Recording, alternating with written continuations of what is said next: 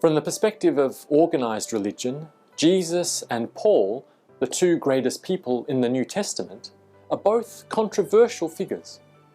Paul was the greatest theologian of the early church, the one who shaped the beliefs and doctrines of all Christianity and put the church on the right path to truly understanding God.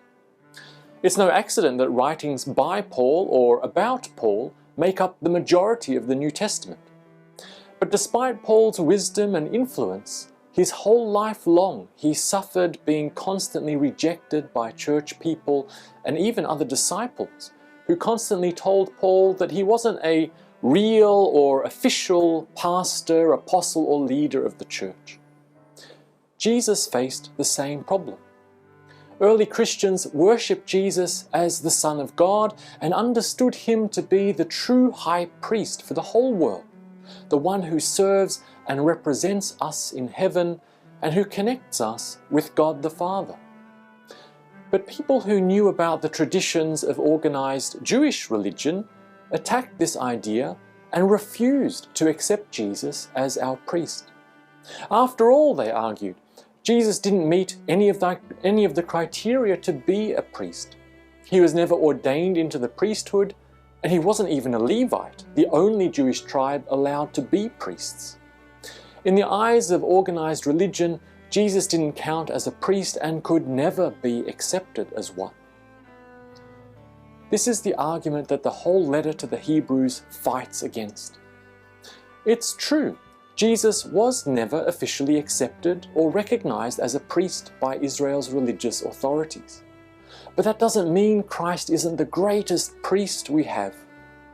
Hebrews 3 argues that Christ doesn't need recognition by religious authorities.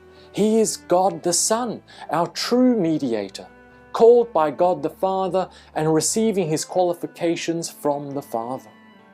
Christ doesn't need self-important religious officials to accept him, ordain him, or make him a priest. As verse 9 says, Jesus is already our perfect high priest and the source of our eternal salvation. Pushing back against the temple and its standard understanding of ordained priesthood, in verses 6 and 10, the writer tells us that Jesus is indeed a priest, but in the order of Melchizedek.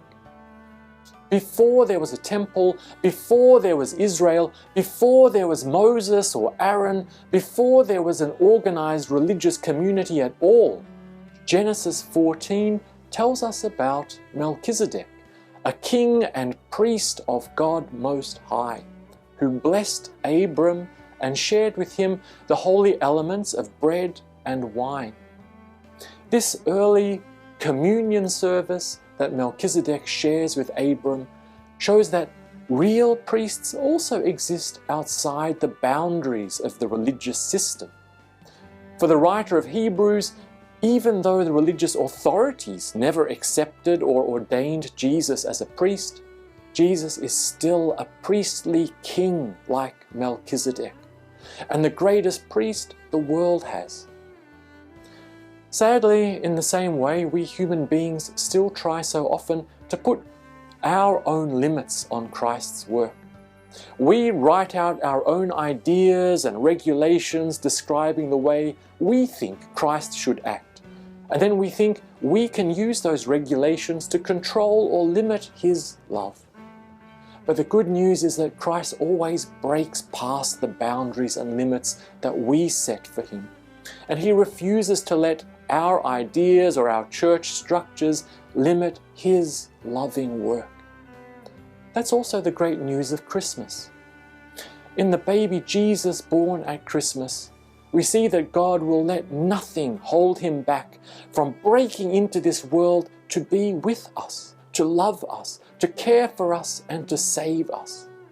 God's love pushes aside every obstacle, breaks every human regulation, and reaches out to change our lives.